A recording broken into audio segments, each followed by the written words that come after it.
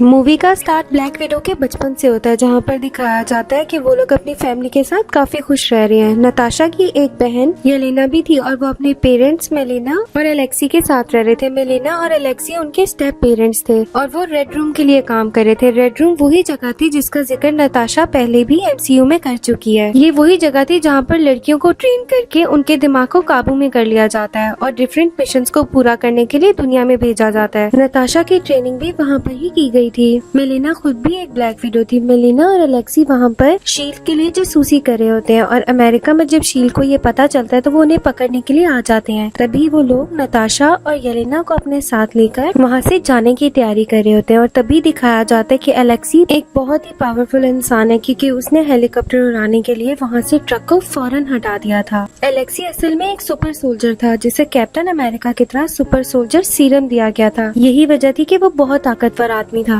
और ये भी कैप्टन अमेरिका की तरह सबसे लड़ सकता था। बिल्कुल इसी तरह ही वो वहाँ से लड़कर शील्ड से बचकर भाग जाते हैं। वो लोग क्यूबा पहुँचते हैं और एलेक्सी की मुलाकात ड्रेकोव से होती है और वही रेड रूम का मालिक था। एलेक्सी और मेलिना अपनी बेटियों को रेड रूम में भेज देती हैं क्योंकि उन्हें लगता था कि वहाँ पर लड़कियों को ट्रेन करके पावरफुल बनाया जा रहा है। लेकिन सच्चाई इससे मुख्तलिफ थी क्योंकि वहाँ पर लड़कियों को ट्रेन करके पावरफुल नहीं बल्कि उन पे डिफरेंट एक्सपेरिमेंट्स करके उनके दिमाग को काबू में किया जाता था ताकि वो डिफरेंट मुल्कों में जाकर सीक्रेट ऑपरेशंस परफॉर्म कर सकें और उनके लिए इंफॉर्मेशन ला सकें। इस सारी प्लानिंग के पीछे रेड रूम का ऑनर ड्रेकोव था और वही रेड रूम को चला रहा था। कहानी 21 साल बाद चली जाती है और ये कहानी सिविल वॉर के बाद और इन्फिनिटी वॉर से पहले की है। इसी वजह से नताशा को जनरल रॉस ढूंढ रहा था क्योंकि इसने कैप्टन अमेरिका की टीम के साथ मिलकर सोकोविया अकॉर्ड्स को नहीं माना था। बाकी सारे तो पकड़े गए थे लेकिन नताशा और स्टीव रॉजर्स नहीं पकड़े गए थे। इसलिए नताशा जनरल रॉस से बचने के लिए नॉर्वे में छुपकर रह रही थी ताकि उनके हाथ न लग जाए। और उसी वक्त येलेना की एंट्री दिखाई जाती है जो कि अभी भी रेड रूम की तरफ से ही एक सीक्रेट मिशन पर आई थी, यानी उसका ब्रेन अभी भी रेड रूम ही कंट्रोल कर रहा था। येलेना मोरक्को में ऑक्साना नाम के एक एजेंट को मार देती है क्योंकि ऑक्साना ने उस केमिकल का एंटीडोट बना दिया था जिसको यूज करके रेड रूम में मौजूद सारी लड़कियों के दिमाग को कंट्रोल किया जा रहा था। इसी वजह से ड्रेकोव ने ऑक्साना को मारने के लिए और एंटीडोट लाने के लिए अपने एजेंट्स और येलेना को बोला था, लेकिन तभी ऑक्साना उनमें से एक एंटीडोट येलेना पर यूज करती है और वो वापस अपनी सेंसेस में आ जाती है। इसके बाद ऑक्साना उसे बोलती है कि बाकी सारे एंटीडोट को संभाल कर रखे और जो लोग अभी भी रेड रूम के कंट्रोल में उनको वापस वहाँ से छुड़वाए। वहाँ पर कुछ और भी एजेंट्स दिखाए जाते हैं जिनसे बचाने के लिए येलेना एंटीडोट को अपनी बहन के पास भेज देती है और नॉर्वे में वो एंटीडोट नताशा को मिल जाता है। ड्रेकोव को हर हालत में वो एंटीडोट चाहिए था, इसलिए वो नताशा के पास अपना सबसे पावरफुल वेपन भेजता है। वो नताशा के पास टास्क मास्टर को भेजता है। टास्क मास्टर एक ऐसा कैरेक्टर है जो सबके फाइटिंग स्टाइल को आराम से कॉपी कर सकता है। नताशा और टास्क मास्टर की एक बहुत जबरदस्त फाइट होती है, लेकिन जाहिर बात है टास्क मास्टर एक बहुत ही जबरदस्त फाइटर था और नताशा उसे हरा नहीं पाती। लेकिन वो नताशा को पानी में फेंक देता है और बॉक्स को चेक करता है, लेकिन जब वो बॉक्स को देखता है तो वो खाली होता है, यानी नताशा एंटीडोट को अपने साथ लेकर वहाँ से जा चुकी थी।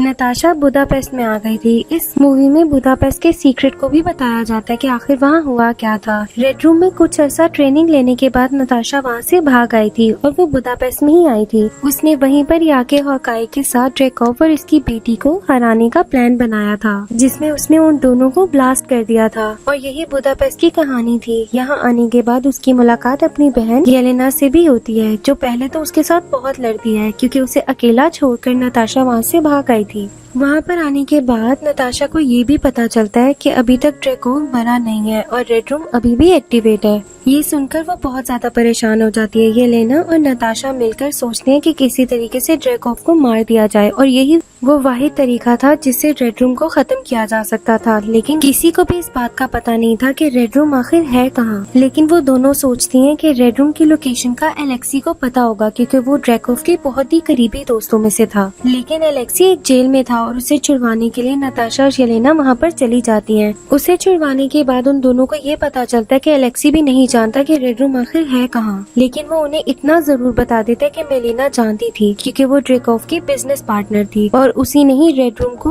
डिजाइन भी किया था। तो जाहिर सी बात है उसे तो रेड रूम के लोकेशन का यकीनन पता होगा। वहाँ से वो तीनों मिलकर मेलिना के पास जाते हैं और उससे इस बारे में पूछते हैं। मेलिना उन्हें बताती है कि रेड रूम में यूज होने वाला केमिकल भी मेलिना ने ही बनाया था, जिसे यूज करके वो सबके दिमाग को कंट्रोल कर रहे हैं। लेकिन मेलिना को नहीं पता था कि रेड रूम में उन लड़कियों पर ही उस केमिकल का इस्तेमाल हो रहा है। अब मेलिना और नताशा मिलकर एक प्लान बनाती है जिसमें उन्होंने एक दूसरे के साथ अपना चेहरा बदल लिया था। ये टेक्निक पहले भी एमसीयू में दिखाई जा चुकी है। मेलिना एजेंट्स को अलर्ट करके ये दिखाती है कि उसने नताशा और येलेना को पकड़ लिया है और अपने साथ कैद करके वो उसे रेड रूम लेकर जा रही होती है। रेड रूम स्पेस में था। यही वजह थी कि किसी को भी रेड रूम की लोकेशन का पता नहीं था। इसके बाद वो तीनों रेड रूम के पास पहुंच जाती हैं। नताशा मेलिना की मदद से ड्रैकोव के पास पहुंच जाती है और वो शो करवाती है कि वो मेलिना, लेकिन ड्रैकोव उसे देखते ही पहचान जाता है कि वो नताशा है। इस सीन में ये भी रिवील होता है कि टास्क मास्टर कोई और नहीं बल्कि ड्रैकोव की अपनी बेटी थी, जिसको बुदापेस्ट में नताशा ने मारने की कोशिश की थी, लेकिन ड्रैकोव ने अपनी बेटी को और खुद को वहाँ से बचा लिया था और अब उसने अपनी बेटी का माइंड कंट्रोल करके उसे भी एक वेपन बना लिया है। इसके बाद नताशा ड्रैकोव को मारने की बहुत कोशिश करती है, लेकिन वो उसे मार नहीं सकती और इसकी वजह खुद ड्रैकोव बताता है कि नताशा के दिमाग में मौजूद उस केमिकल की वजह से नताशा कभी भी ड्रैकोव को नहीं मार सकती, क्योंकि उसकी बॉडी जब तक ड्रैकोव को स्मेल करती रहेगी तब तक ड्रैकोव को नताशा से कोई भी मसला नहीं है। और ये बात पहले ही मेलिना उसे बता चुकी थी। इसी वजह से नताशा फौरन अपनी नाक को तोड़ लेती है और वो ये स्मेल नहीं कर सकती कि वो किसको मार रही है। जैसे वो ड्रैकोव को जान से मारने लग गए तो ड्रैकोव अपनी सारी विडोज को वहाँ पर बुलाकर वहाँ से भाग जाता है। दूसरी तरफ मेलिना रेड रूम के सारे सिस्टम को हैक कर लेती है और उसे अर्थ की तरफ क्रैश करवा देती है, जिसकी वजह से रेड रूम आहिस्ता आहिस्ता नीचे जा रहा था। नताशा भी सारी विडोज से लड़ रही होती है जिनके माइंड को रेड रूम कंट्रोल कर रहा था, लेकिन तभी वहाँ पर मेलिना आकर एंटीडोट के इस्तेमाल से उन सारी विडोज को उस कंट्रोल से आजाद करवा देती है। जिसके बाद वो सब तो नॉर्मल हो गए थे, लेकिन अभी भी टास्क मास्टर और नताशा की फाइट हो रही थी। लेकिन कुछ देर बाद नताशा भी उस एंटीडोट को यूज करके टास्क मास्टर को नॉर्मल कर देती है और बाकी एंटीडोट वो येलेना को दे देती है ताकि ऐसे और भी बनाकर येलेना सारे एजेंट्स को नॉर्मल कर सके और उनकी जिंदगी बच जाए। इसके बाद मेलिना और एलेक्सी अपने अपने रास्ते चले जाते हैं और नताशा स्टीव रॉजर्स के पास। इससे आगे की स्टोरी इन्फिनिटी वॉर में दिखाई गई थी और ये मूवी यहीं पर ही एंड हो जाती है। Thanks for watching. अगर आपको हमारी वीडियो पसंद आई तो इसे लाइक करें, चैनल को सब्सक्राइब करें और बेल आइकन पर क्लिक करें ताकि आपको हमारे चैनल की रेगुलर अपडेट्स मिलती रहें।